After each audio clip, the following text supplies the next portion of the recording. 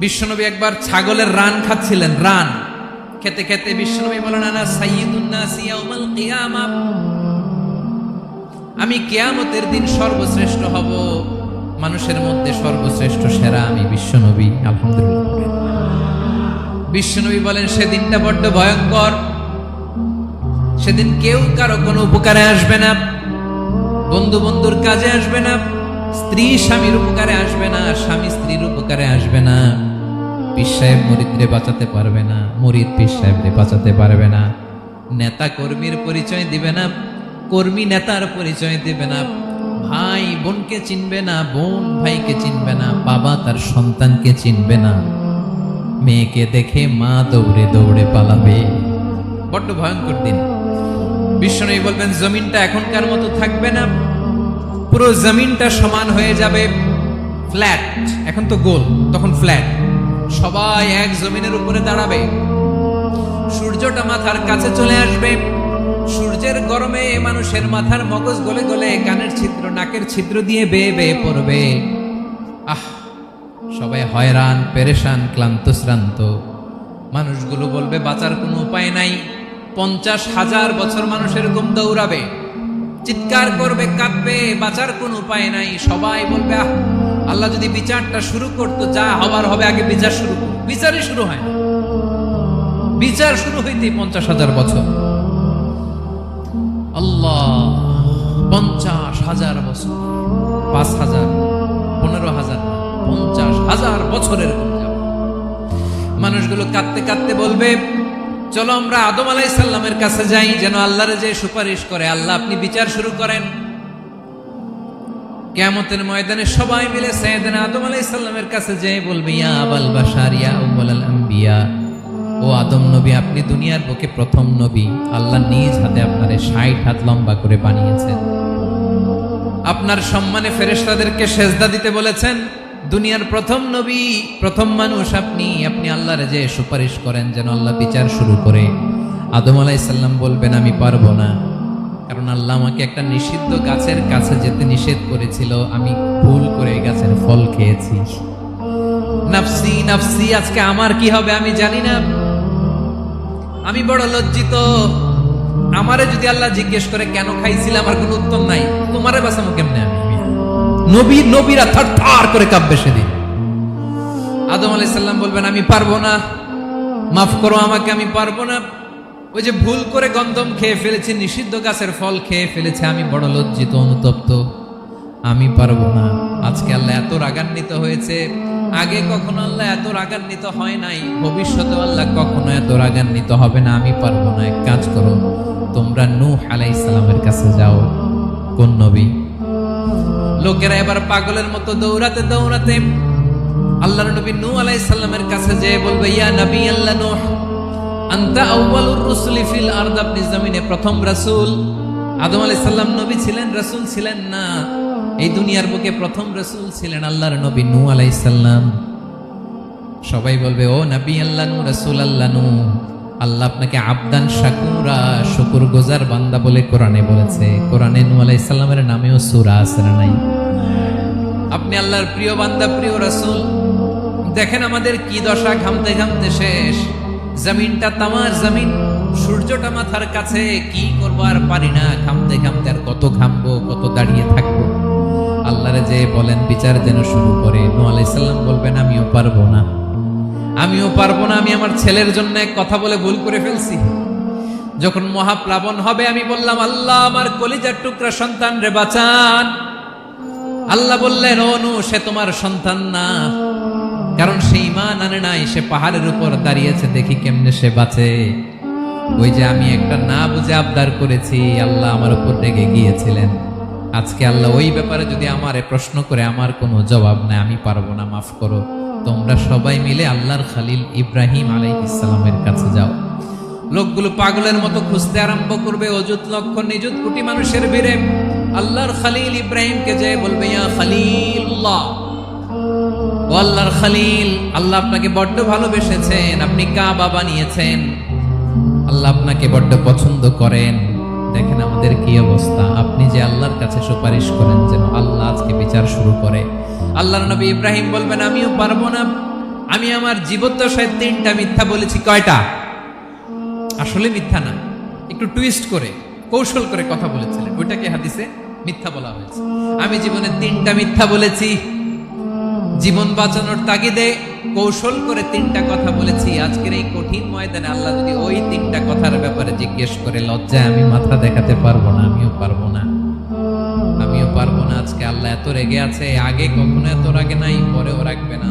তোমরা সবাই মিলে বনি ইসরাইলের নবী মুসা আলাইহিস সালামের কাছে যাও। সবাই এবার যাবে মুসা আলাইহিস সালামের কাছে, যে বলবে, ইয়া নবী আল্লাহ মুসা, আপনি ছিলেন কালিমুল্লাহ, আল্লাহর সাথে সরাসরি কথা বলতেন। রব্বুল আলামিন আপনাকে তাওরাত কিতাব দিয়েছেন, আপনি যে একটু সুপারিশ করেন। আল্লাহর নবী মুসা বলবেন, মাফ করো, আমিও পারবো না। আমি দুনিয়ার বুকে ভুল করে একটা মানুষকে মেরে ফেলেছি। আমি মারছিলাম আদব শিক্ষা দেওয়ার জন্য, এক থাপ্পড়ে যে ওই লোক মরেই যাবে আমি জানতাম না। আজকে আল্লাহ যদি জিজ্ঞেস করে কেন মারলা, জবাব আছে? ওই লজ্জায় আমি অনুতপ্ত, আমি পারবো না, আমার এই কথা বলো না। আজকে আল্লাহ বড্ড রেগে আছে, আমি পারবো না। তোমরা আল্লাহর নবী ঈসা আলাইহিস সালামের কাছে যাও। কিয়ামতের ময়দানে মানুষগুলো পাগল পাড়া হয়ে আল্লাহর নবী ঈসা আলাইহিস সালামের কাছে যাবে, যে বলবে, নবী ঈসা আপনি রূহুল্লাহ, বাবা ছাড়া আল্লাহ আপনাকে বানিয়েছেন, ইনজিল কিতাব দিয়েছেন, মৃত মানুষকে আপনি জীবিত করতে পারতেন। আজকের এই কঠিন বিপদের দিনে আপনি আমাদের সাহায্য করেন। আল্লাহর কাছে যে বলেন যেন বিচার শুরু করে। ঈসা আলাইহিস সালাম বলবেন, আমিও পারবো না। ইন্নী উবিদতু মিন দুনিল্লাহ, আমার উম্মত খ্রিস্টানেরা আল্লাহরে বাদ দিয়ে আমি ঈসার ইবাদত করেছে। আমার মা ম্যারি আর আমাকে ডাকতো জেসাস ক্রাইস্ট, আমার ইবাদত করেছে। যদিও আমি আমার ইবাদত করতে বলি না, ঈসা আলাইহিস সালামও ইবাদত করতে বলেছেন একজনের, তিনি কে? আল্লাহর নবী ঈসা আলাইহিস সালাম বলবেন, আমিও পারবো না। আজকে আল্লাহ অনেক রেগে আছে, আমি পারবো না। তবে একটা পরামর্শ দিতে পারি, একটা সাজেশন দিতে পারি। আজকের দিনে এই কঠিন মুসিবতের কালে, এই কঠিন সময়ে কেউ আল্লাহর দরবারে দাঁড়িয়ে একটা টু শব্দ করার ক্ষমতা কারো নাই, একমাত্র আখিরি জামানার পয়গম্বর বিশ্বনবী মুহাম্মদুর রাসূলুল্লাহ ছাড়া। মানুষগুলো এবার আগুনের মধ্যে পানি দিলে যেমনি আগুন নিভে যায়, দাউ দাউ করা হৃদয়ে জ্বলন্ত আগুন তাদের ঠান্ডা হবে। কিয়ামতের ময়দানে ওই বিভীষিকাময় সময়ে, মুসিবতের কালে মানুষগুলো পাগল হয়ে বিশ্বনবীকে খুঁজতে আরম্ভ করবে। সবাই মিলে বিশ্বনবীর কাছে যেয়ে বলবে, ইয়া রাহমাতাল লিল আলামিন, ইয়া খাতামান নবীন, রাহমাতাল লিল আলামিন। দেখেন আমাদের কি অবস্থা, কি কঠিন বিপদে আমরা আছি, দাঁড়াতে পারি না, সূর্যের আলোতে ঘেমে হয়রান।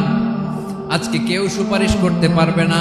সব নবীরা অপারগতা স্বীকার করেছে, তারা বলেছে আপনি ছাড়া কেউ নাকি আল্লাহর সামনে দাঁড়াতে পারবেন না, আপনি একটু সুপারিশ করেন।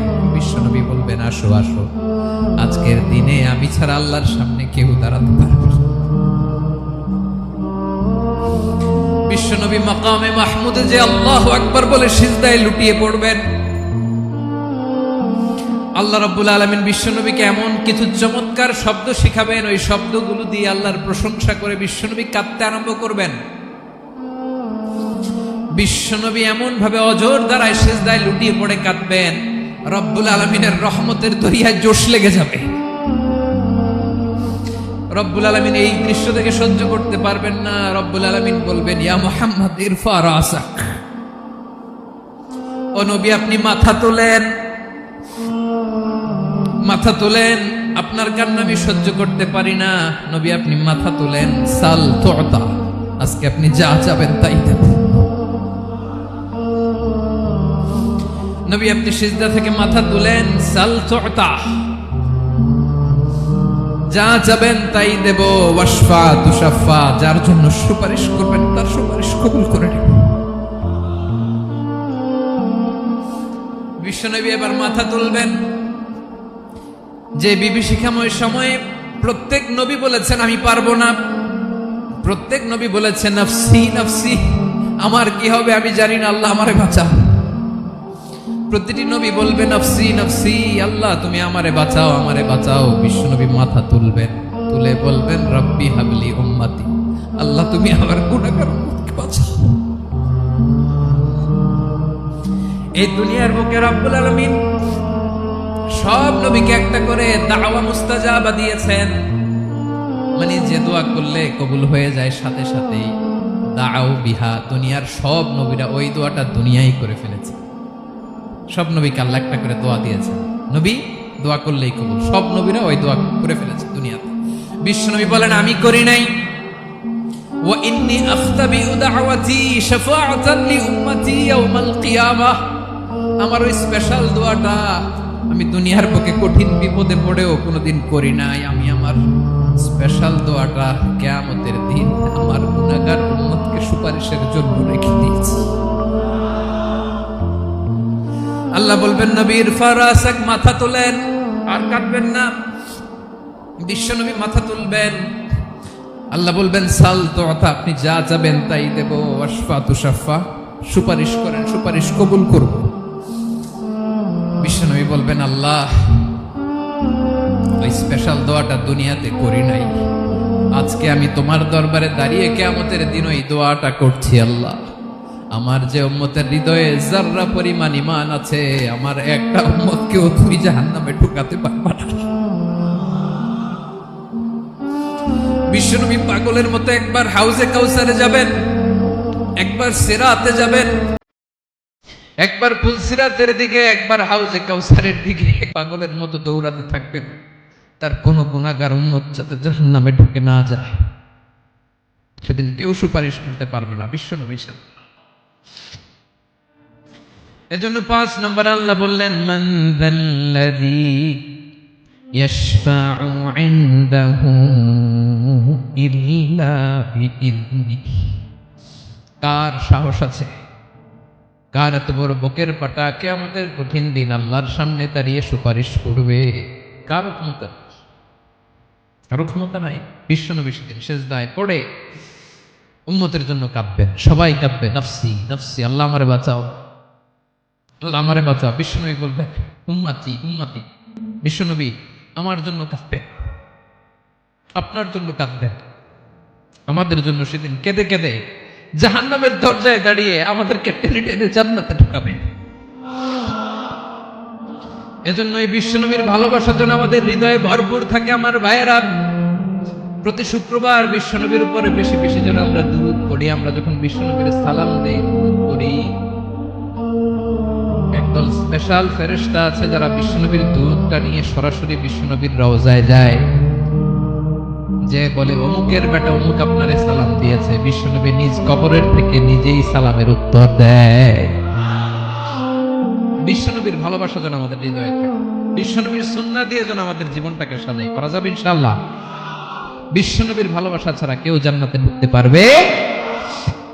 বিশ্বনবীর পক্ষে আমরা বলব, বিশ্বনবীর পক্ষে আমরা লিখব, বিশ্বনবীর জন্য আমরা আমাদের কলিজার রক্ত বিলিয়ে দিব, ঠিক কিনা বলেন? সেদিন বিশ্বনবী ছাড়া কেউ সুপারিশ করতে পারবে না। মান যাল্লাযী ইয়াশফাউ ইনদাহু ইল্লা বিইذনি, কে আছে সুপারিশ করবে আল্লাহর সামনে? আর আপনি আপনার বাবার দরবারে যে সেজদা দেন, হ্যাঁ, ইব্রাহিম আলাইহিস সালাম থারথার করে কাঁপবে আর বলবে নাফসি নাফসি, আল্লাহ আমারে বাঁচাও। মুসা আলাইহিস সালাম থারথার করে কাঁপবে, আল্লাহ নাফসি নাফসি, আমারে বাঁচাও। আর আপনি পীরের দরবারে যে সেজদা দেন, কোথায় আছেন আপনি? খবরদার, কেউ বাঁচাতে পারবে না। যাকে ইল্লা আল্লাহ যাকে অনুমতি দেন, বিশ্বনবীকে দিবেন, নবীদেরকে দিবেন, এরপরে আল্লাহ তার স্পেশাল ওলিদেরকে, মুত্তাকিনদেরকে, শহীদদেরকে, সিলেক্টেড বান্দাদেরকে দিবেন। কিন্তু কাকে দিবেন, কার জন্য দিবেন, দুনিয়ার কেউ জানে না একজন ছাড়া, তিনি কে? আল্লাহর ওলিদেরকে, নেককার লোকদেরকে আল্লাহ সুপারিশের অনুমতি দিবেন। কিন্তু আপনি যারে মানেন, যার পায়ে সেজদায় লুটিয়ে পড়ে থাকেন, তারে যে আল্লাহ দিবেন, এটার কোনো গ্যারান্টি আছে? কথা বলেন। এজন্য জপতে হবে একজনের নাম, আওয়াজ করে বলুন তিনি কে?